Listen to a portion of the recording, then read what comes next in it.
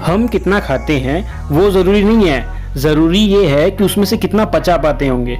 आपने देखा होगा कि बहुत सारे लोग बाहर का गंदा खाना खाते हैं, तला फला खाते हैं, जंक फूड खाते रहते हैं, फिर भी उनका पाचन तंत्र एकदम ठीक रहता है। और आप घर की रोटी सब्जी खाते हो, बढ़िया बढ़िया खाना खाते हो, एक्सरसाइज करते हो, फिर भी आपका पाचन तंत्र खराब रहता है। आपको गैस हो जाती है, आपको कॉन्स्टिपेशन रहता है, आपको हेयर फॉल हो रहा है, आपका पेट फूल जाता है, पेट में आफरा आ जाता है, पेट दुखने लग जाता है, बेसिक कुछ खाते नहीं हो फिर भी पेट भरा भरा लगता है। तो इन सब का कारण एक ही है कि आपकी जो डाइजेस्टिव सिस्टम है, जो पाचन तंत्र है, जो जठर अग्नि है, वो कमजोर हो चुकी है। तो इस वीडियो में मैं आपको बताऊंगा कि वो जो कमजोर पड़ी हुई जो पाचन तंत्र है, जठर अग्नि एकदम मंद हो गई है, उसे वापिस से ठीक कैसे करें।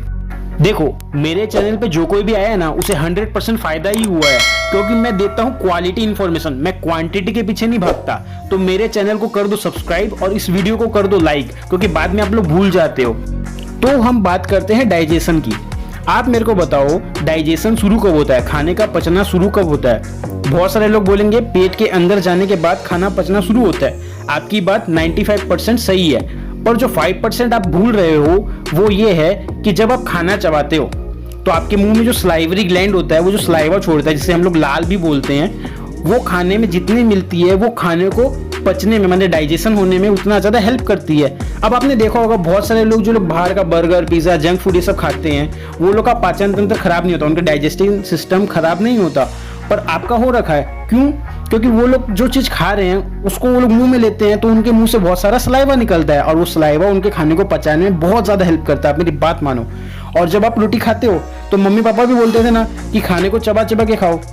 खाने को अगर आप 32 बार चबा चबा के खाओगे तो उसके अंदर जितना ज़्यादा सलाइवा मिलना चाहिए उतना सलाइवा मिक्स हो जाएगा। तो ये तो हम लोग की थी फर्स्ट टिप। अब जो सलाइवा मिल के गया है वो आपके डाइजेशन को बहुत ज़्यादा हेल्प करता है, आपके गट को बहुत हेल्प करता है उस फूड को डाइजेस्ट करने के अंदर। सेकेंड टिप आ जाती है जिसे बहुत सारे लोग इग्नोर तो क्या, ध्यान भी नहीं देते। तो वो टिप है खाने के बाद पानी पीना। मैं देखता हूँ कि बहुत सारे लोग, बड़े हो, छोटे हो, बच्चे हो, बूढ़े हो, वो लोग खाने के पहले, खाने के साथ और खाने के बाद पानी पी लेते हैं। आयुर्वेद के अंदर एक सूत्र है, भोजन आंते विषम वारी। भोजन मतलब खाना खाना, आंते मतलब बाद में, विषम मतलब पॉइजन, वारी इक्वल्स टू वाटर, मतलब खाना खाने के बाद पानी पीना जहर है। अब मैं ऐसा क्यों बोल रहा हूँ? आप सबको पता है हम लोग के पेट के अंदर हाइड्रोक्लोरिक एसिड होता है, जिसे संस्कृत के अंदर या फिर आयुर्वेद में जठर अग्नि बोलते हैं, जो हमारे खाने को पचाने का काम करता है। जब आप कुछ भी खाते हैं, माने लंच किया, डिनर किया, ब्रेकफास्ट किया, तो उस फूड को प्रोसेस होने में पेट के अंदर 1.5 आवर लगता है, 1.5 घंटे का समय लगता है कि वो खाना पच जाए।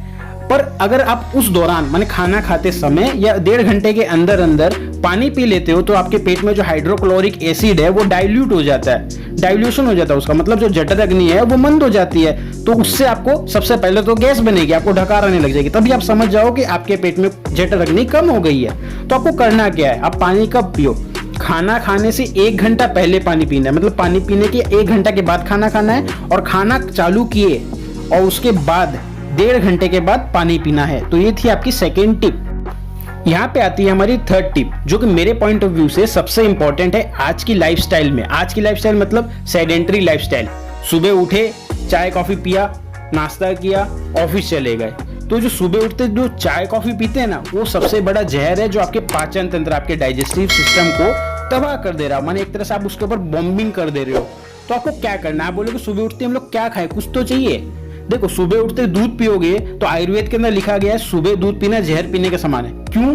क्योंकि दूध होता है बहुत हैवी, पचने में बहुत हैवी होता है वो, और सुबह के समय आपके पेट के अंदर जो हाइड्रोक्लोरिक एसिड है वो अच्छे से लीवर रिलीज नहीं करता है, आपको थोड़ा सा ओवर द डे वो रिलीज करता है। ओके, तो आपको करना क्या है? सुबह उठ के चाय और दूध को रिप्लेस कर दो किसी भी हेल्दी जूस से। हेल्दी जूस का मतलब घर से निकाला हुआ जूस, पैकेट बंद या बोतल में आया हुआ जूस नहीं। और सुबह जो ब्रेड बिस्कुट खाते हैं उसके पहले एक एप्पल या फिर कोई भी फ्रूट, ग्रेप्स हो सकते हैं, अनानास हो सकता है, मैंगो हो सकता है, अमरूद हो सकता है, सेब हो सकता है, कोई भी फ्रूट जो आपको मिल जाए, जो अवेलेबल हो, सबसे पहले उठ करके ब्रश किया और चाय कॉफी के जगह पे आपको कोई भी जूस पीना है, या फिर ब्रेड बिस्कुट के पहले, अगर ब्रेड बिस्कुट खाना ही है तो उसके पहले कोई भी फ्रूट खाओ। ये टिप मैंने आज तक लगभग 200 से 300 जन को दी है और सबका फीडबैक बहुत ही अच्छा आया है कि हमारा डाइजेशन खाली इस एक टिप के वजह से काफी इंप्रूव हो चुका है।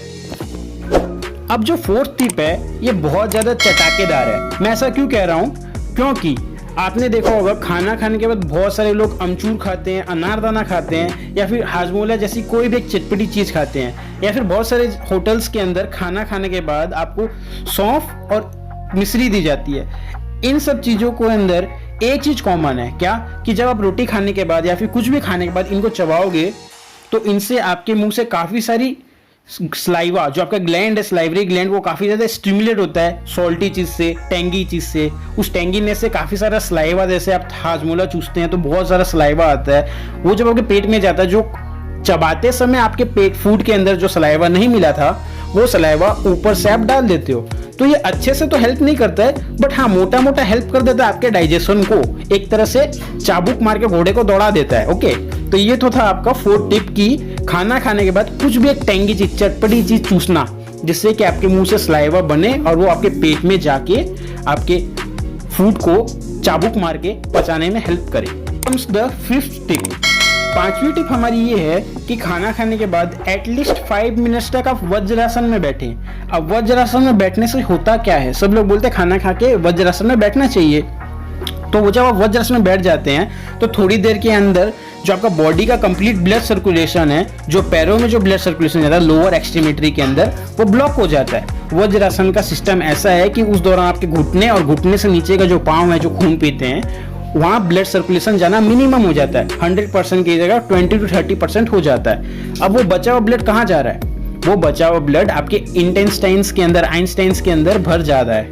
ओके, आपके पेट के अंदर भर जाता है, और वो ब्लड आपके फूड को डाइजेस्ट के अंदर बहुत हेल्प करता है। जितना ज़्यादा ब्लड आपके लीवर के आसपास होगा, आपके आमाशय के आसपास होगा, वो उस फूड को उतनी ही आसानी से पचाता है। ये बात तो थी डाइजेशन को इम्प्रूव करने पे, पर क्या आपको पता है कि सिर्फ रनिंग करने से आपकी बॉडी में क्या क्या चेंजेस आ सकते हैं? यू वोंट बिलीव इट कि खाली रनिंग करने से आपका जो लो टेस्टोस्टेरोन लेवल है वो नॉर्मल पे आ सकता है, आपका ह्यूमन ग्रोथ हार्मोन वापस से रिलीज होना स्टार्ट हो सकता है। तो इसके लिए जो आपके स्क्रीन पे वीडियो चल रही है इसे देखिए। तो जय हिंद, वंदे मातरम।